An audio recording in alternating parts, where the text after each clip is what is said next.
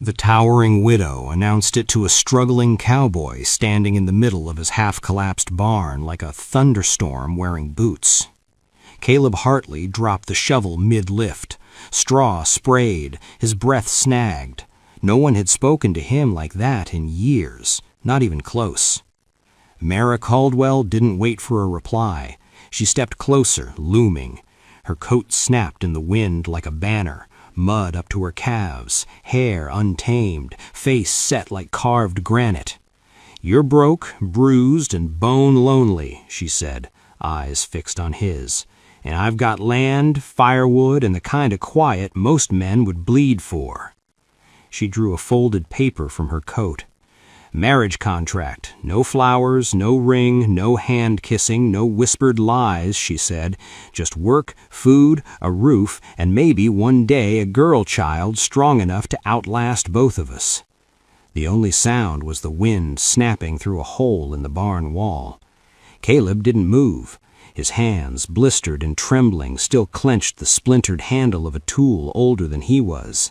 He looked like a man handed either a miracle or a curse. Mara tossed the paper onto a hay bale. "Sun sets in 4 hours, that's all you get." Then she turned and walked out, leaving muddy boot prints and a man with nothing left to lose.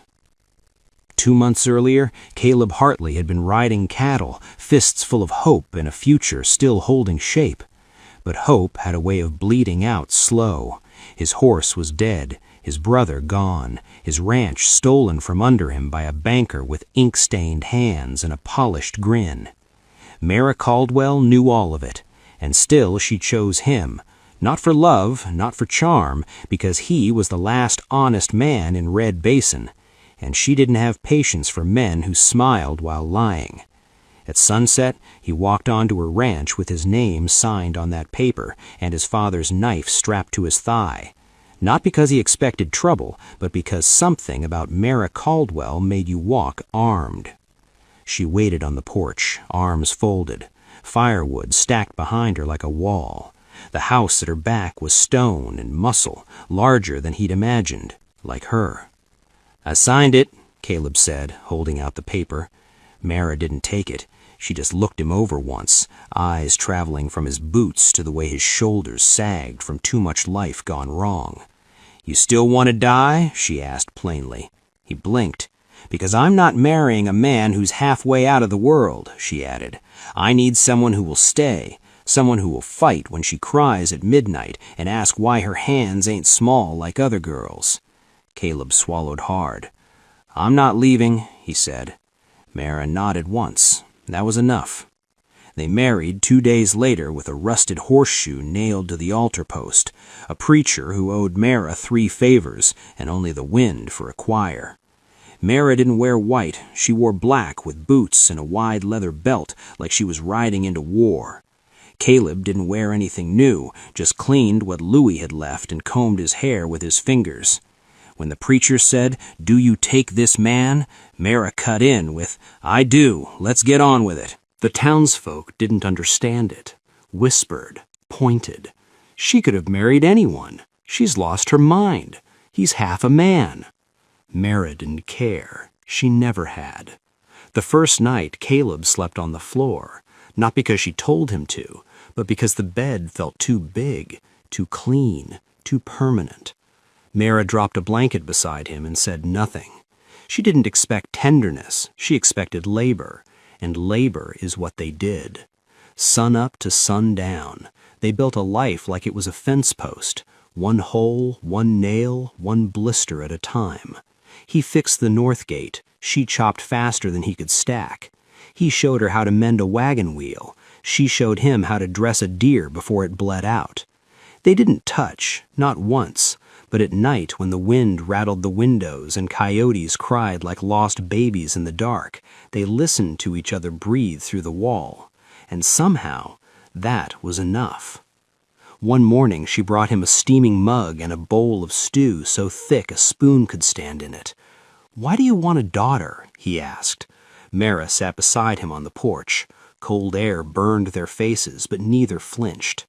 "Because the world's cruel to girls like I was. Tall, loud, smart, unmarried. It chews them up or teaches them to shrink. Caleb stared at the field, frost like glass on the grass. You want to teach her not to shrink. I want to teach her to swing. They didn't speak again for an hour, but in that silence something shifted. Not love, not yet, but a beginning. That night, as Caleb chopped wood in the dark, headlights cut through the trees. A truck, loud, wrong. Mara stepped out with a rifle slung over one shoulder and a calm that froze your blood. Silas Reed, cousin of her dead husband. Rich, cruel, small. He climbed out slow, grinning like a snake in church clothes. You think signing some paper makes this your land, Mara? He said, eyes flicking to Caleb. Or are you just playing house again? Mara didn't blink.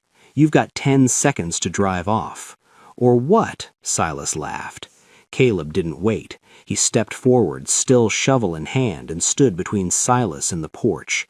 No shouting, no threats, just the quiet of a man who decided losing wasn't an option anymore. Silas sized him up like weighing beef. You think you scare me? No, I think I'm the reason you're still breathing. Something in Silas's smile died, and after a few seconds too long, he climbed back into his truck and left. Mara stepped up beside Caleb. You mean that? She asked. I don't say things twice, he replied. She studied him, then nodded once. That night, she didn't hand him a blanket. She opened the door to her room, and for the first time since they met, Caleb Caldwell didn't sleep on the floor. The morning after they shared a bed, Mara didn't say a word about it. She woke before him, lit the fire, chopped kindling, gathered eggs from the coop, and when he finally staggered into the kitchen, half-dressed and half-lost in his own skin, she slid him a plate of cornbread and said, "Eat," like nothing had changed, but everything had. He sat across from her, their knees nearly touching under the small table. Steam rose between them, but it wasn't from the food. Mara didn't ask for promises. She didn't want whispers or vows. She just watched him, quiet, measuring. And Caleb realized something strange. She wasn't waiting for romance. She was waiting to see if he'd vanish now that he'd been let in. He didn't. He stayed. By the next week, they'd settled into a rhythm that made no sense on paper, but fit like a worn glove. They worked hard. They spoke little, but when they did, it mattered. "Why don't you drink?" she asked once, as they patched the barn roof side by side. "Because when my brother drank, I bled," he said. She nodded once, drove the next nail without comment. Another day he asked, "Why'd your first husband die?" She didn't flinch. Rode out drunk, thought he could beat the blizzard. He couldn't. She tossed him a wrench and kept sawing. That's how they loved. Not with flowers, but with truth. One afternoon, while Mara was in town trading pelts for seed, Caleb went out to the east pasture. There, pinned to a post, was a note in red ink. "You took what ain't yours. I'll be back for it." No name, no mark, but Caleb knew Silas's stink when he saw it. He burned the note before Mara returned. Said nothing. Not yet. That evening he sat on the porch, sharpening the axe until it gleamed like a mirror. Quiet, focused, like a storm gathering itself. When Mara came home and saw him, she stopped in the doorway. "What happened?" "Nothing," he lied. She knew. She didn't press. She poured 2 cups of tea and sat beside him as the sun sank behind the hills. That night, she didn't just open her door. She reached for his hand in the dark, and he let her. 2 weeks later, Mara missed morning chores. That never happened. Caleb found her in bed, pale and sweating, one hand on her belly. "What's wrong?" he asked, already checking her pulse, her forehead. She didn't answer first. Then, voice barely wind, she said, "I think I'm pregnant." The air left the room like a blow. Caleb stood frozen, his mouth opened, then closed. "You don't have to say anything," she muttered. He didn't. He knelt, took her hand, kissed her knuckles, slow, steady, solid. "I told you I wouldn't leave," he said, muffled and raw. That wasn't her way, but for the first time her eyes softened so deeply it hurt to see. "Guess we're getting that daughter," he whispered. The town ignited with gossip within days. "That can't be his. She married him for protection. Now look, she's too old for that anyway." Mara didn't listen. She wore her pregnancy like armor, and Caleb walked beside her like a shield. When Mrs. Talver at the general store made a crack about miracle babies in the mud, Caleb set a sack of potatoes down gently, turned and said, "Say that again and I'll forget I ever learned to be gentle." The whole store went still. Even the floorboards held their breath. Mara watched it all, and when they stepped outside, she didn't thank him. She just hooked her pinky through his and said, "You're good at that." But peace never lasts long on open land, not when a man like Silas Reed wants what you've built. He came back one night riding hard with 3 men behind him, armed, drunk, furious. They didn't knock. They set the edge of the south fence ablaze and waited for the smoke to wake them up. Caleb saw it first, ran for water, yelled for Mara to stay inside, but she never listened. She grabbed a rifle and stormed out like war itself, nightgown soaked, eyes blazing. "I told you," she shouted into the smoke, "this land is mine." Silas laughed from the dark. "That baby yours, Mara, or his? Doesn't matter. Either way, you won't see winter." That's when Caleb stepped into the firelight, barefoot, shirtless, blood on his knuckles from smashing a window for the hose. "I'm done playing humble," he said. Mara tossed him the rifle. He caught it one-handed. What followed wasn't a shootout. It was a reckoning. Caleb didn't fire first. He waited, calm, terrifying. When one man raised a pistol, Caleb shot his leg, then the shoulder of another.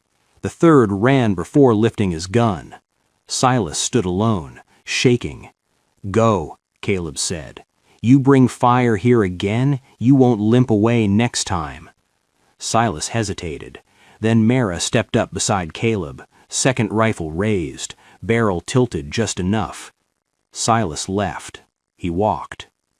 Inside, Mara stood in the kitchen, hands shaking now that danger had passed. Caleb wrapped a towel around her shoulders, poured water, whispered, "It's over." She stared at him, really stared. "You could have killed him." "I would have," he said, "if he touched you." Silence. Then Mara whispered, "I'm scared." "Of him?" "No, of how much I love you." He didn't answer.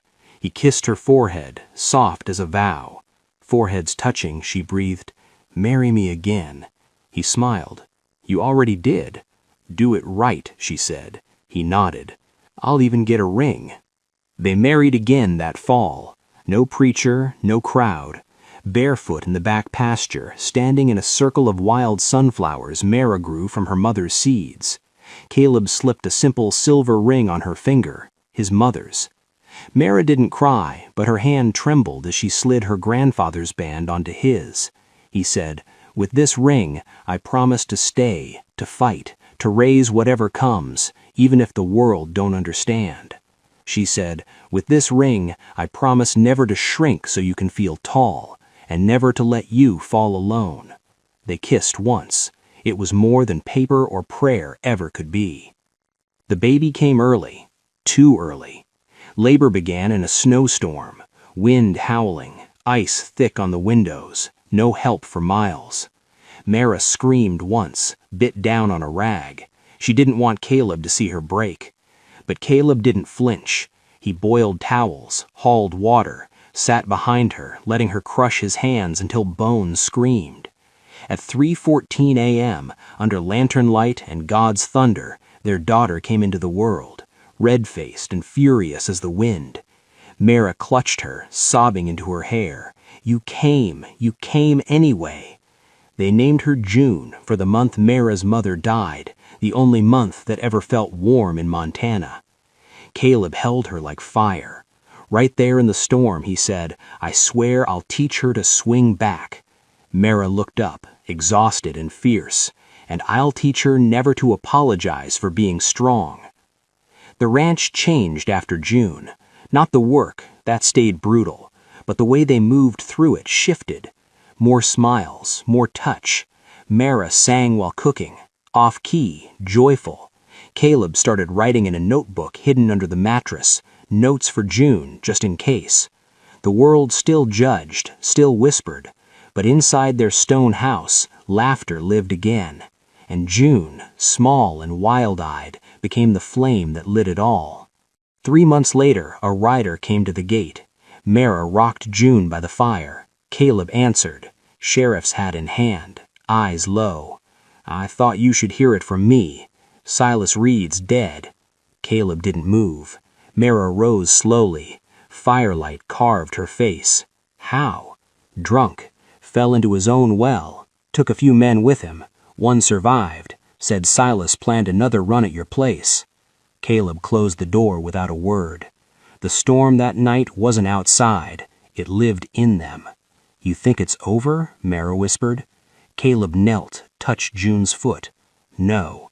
Hatred like his doesn't die. It waits. Then we don't give it space, Mara said softly. Spring came. Mara carried June into town. Streets fell quiet. Not because she was a mother, but because the child looked just like Caleb. Same steady eyes, same knowing. Mrs. Talver at the store stiffened. Mara handed June to Caleb, leaned in and said, "Say one thing." She didn't. Outside, Caleb said, "I hope June grows up just like you." Mara glanced sideways. "No, like you, too." One summer night, Caleb couldn't sleep. He sat on the porch with June on his chest, teething, angry. Mara joined him, wrapped a blanket around them all. Fireflies blinked. Moon watched. "You think she'll be all right?" Caleb whispered. Mara kissed June's forehead. "She'll be too much for this world." He smiled. "I hope so." By morning, a letter was nailed to the fence. No name, one line. You took what he left behind. Mara burned it, said nothing for days. Caleb tightened defenses, sharpened tools, loaded rifles. By the third night, she spoke. "I thought it was done." Caleb answered, "You don't erase men like that.